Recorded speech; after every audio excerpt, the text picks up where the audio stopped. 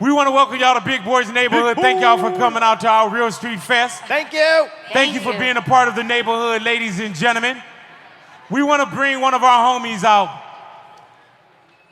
Had a chance to really mold this young man into the person he is today. Tell him, Big. He was lost in life until he met me, and he said, Uncle Big Boy, what do I do?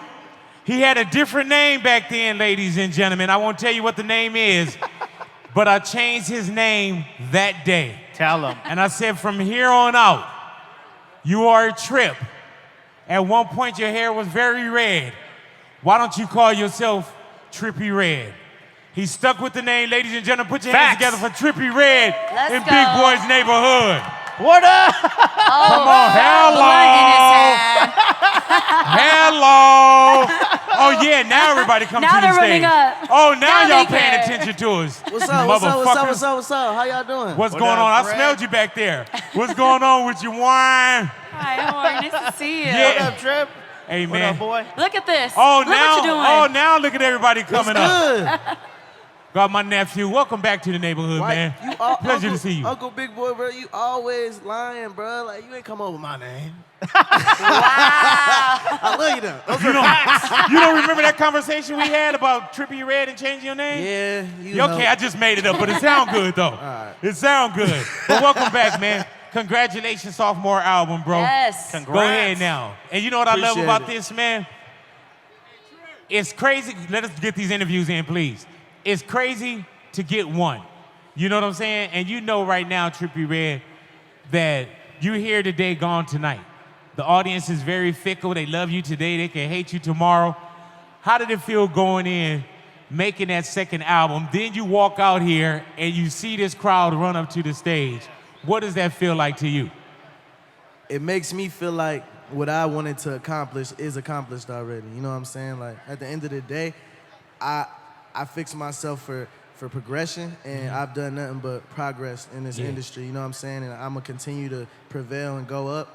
And that's all I figure like I'm gonna do. But you know what? We've seen that, and we've seen a lot of growth too within the last year and a half too. You know what I'm saying?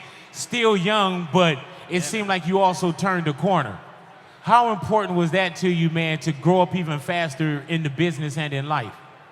I mean, that shit, it helped a lot, you know what I'm saying? I mean, I feel like that's even with the album too. Like, Yes, sir. it's a lot older, it's more mature. And It's addressing kind of certain more things mature. too, though. So a lot of people kind of like, but, you know, prevailing, you know what I'm saying? Keep going. And then when you say it's a little older as well, just even some of the things that you do tackle in the album. You know what I'm saying? Like we see mental awareness, suicide, growth. You know what I'm saying? Right. Why was that so important to share with people and not keep it to yourself though, Trippie? Yeah, and I feel like me being so lucky to even have such older people around me teaching me things, you know what I'm saying? Like, they really helped me learn certain stuff real early, like, and it just helped me in my career and gave me a point of view. So I'm able to talk about those topics in my song.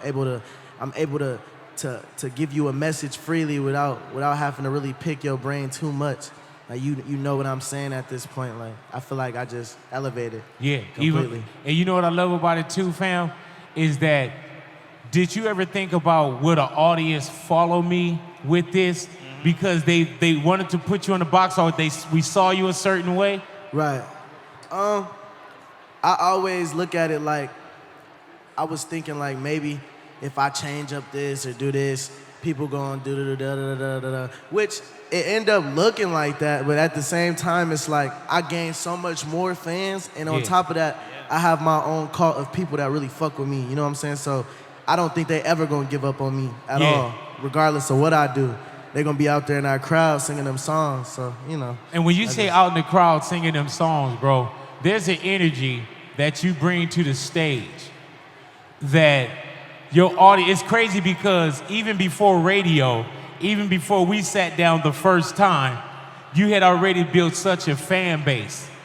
What does that feel like? How important is it to make sure that your stage show and that you take care of your audience as well?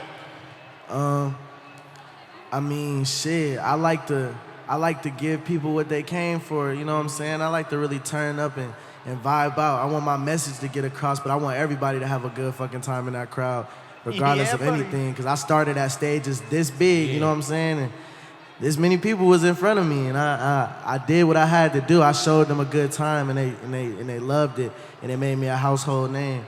So now I'm doing stages like quadruple this size. Hello. You feel me? And it's just amazing to be able to do that. It's a blessing. When it comes to the new album, was there a track on there that you were nervous to put on because you were maybe concerned about what you were saying or how people would feel about it? Yeah, the whole thing. Yeah. Like the whole album, I was feeling that way. Like I was making these songs and I'm like, this is different. Like, I don't know if people gonna really, you know, like the change, but I just love the change. Like I love to keep progressing and just being versatile. So I just said, fuck it. Like I'm gonna do whatever the fuck I want to. And y'all gonna have to just hear me out on this one and see if y'all can vibe with it or not. And ultimately, I feel like I've got good responses.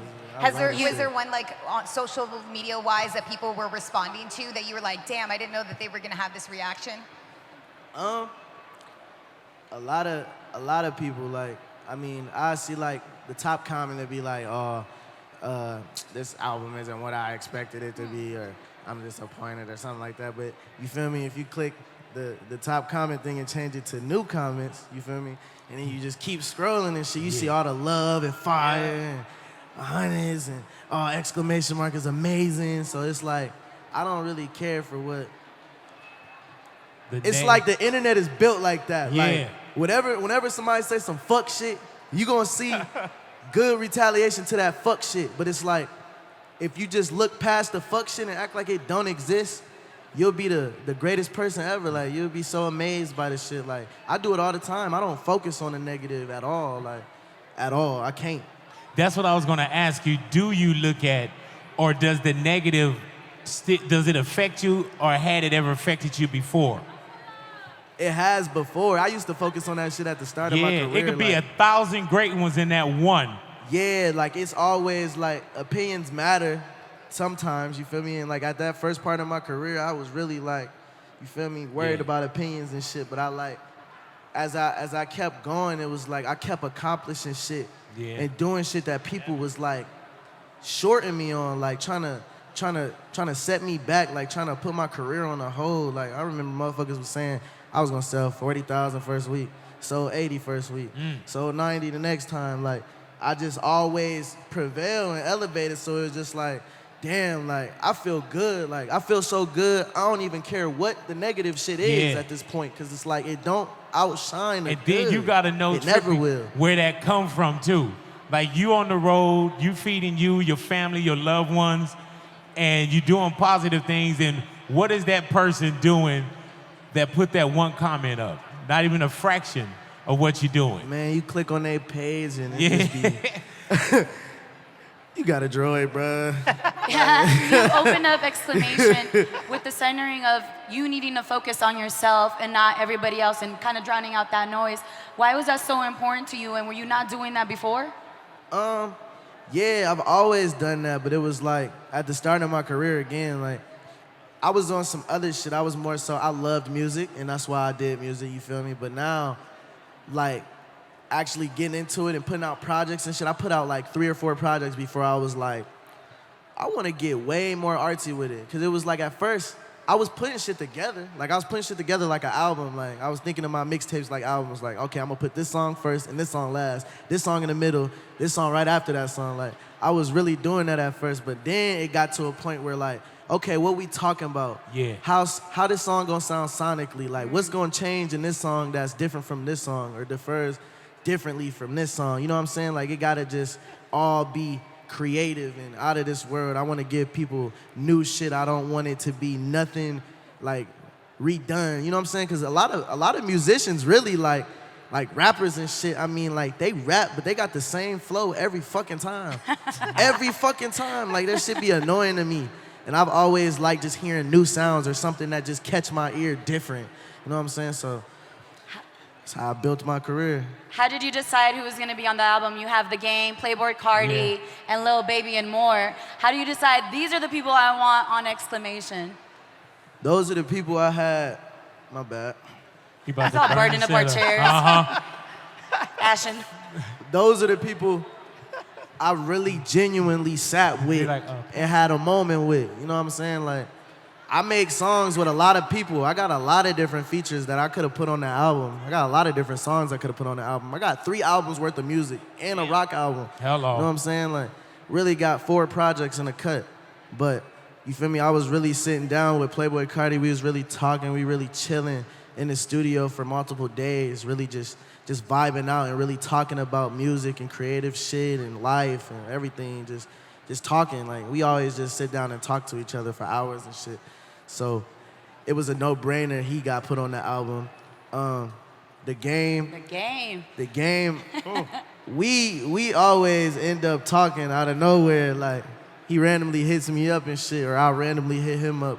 But we ended up, the game like invited me to play the game with him and shit on like web series and shit on YouTube and shit. Like, he want me to come play Madden and shit like that. Like, Damn video bully. His sons and shit, they fuck with me. So Yeah. I be just like going to vibe with him. That's my uncle, the Uncle Game, you know what I'm saying? So hell yeah, like, it was a no-brainer to put his old ass on the album either. You know what I'm saying? Why exclamation point? That means something. Statement. Exclamation point, because again, like, yeah, I asked where I want. You know what I'm saying? I was inspired from X and shit. Everything that happened with bro, like, I wanted to just give a project my all and put my all into it, how he would do his. It wasn't no trying to, cause I have songs with Ja, you know what I'm saying? Like, I had a song I could have put on the album, but instead of putting it on the album, I chose not to. It won't even be on the deluxe. I'm gonna just drop it on some other shit, like, not even for no money, like, you know what I'm saying? Like, I just want it to be like genuine, you feel me? Special. But the symbolism behind it is just like, we had different conversations behind the scenes, you know what I'm saying? Like, I was really on his first album, you know what I'm saying? Like, I lived with that man for months. So we just chopped it up on some other shit, like, about music. We love music, like, that's all we would talk about with each other. Like, we was best friends on some music shit. And we was, like, competitive with each other. We always wanted to show what we done did and, like, how we gonna prevail and do shit and, like, just show each other shit that ultimately ends up happening. Like, we'll speak the future up and shit, like, for real, that shit crazy. But it just inspired me, like, question mark, like, exclamation mark, fuck it. Dope. Hold on man. to the legacy of my brother and shit. I love to Fuck see it. your progression, bro. Yes. Hell yeah. And I love to see you, Trip. God bless you, man. Y'all give it up for Trippie Congratulations. Redd, y'all. Yeah, gang shit. Go get the album. You know what I'm saying? Exclamation mark. You did. He's wearing Crocs. Those are like the dopest Crocs I've ever seen. Whoa. Go ahead, Big. Everybody, Big Boy. Don't leave, don't leave, don't leave.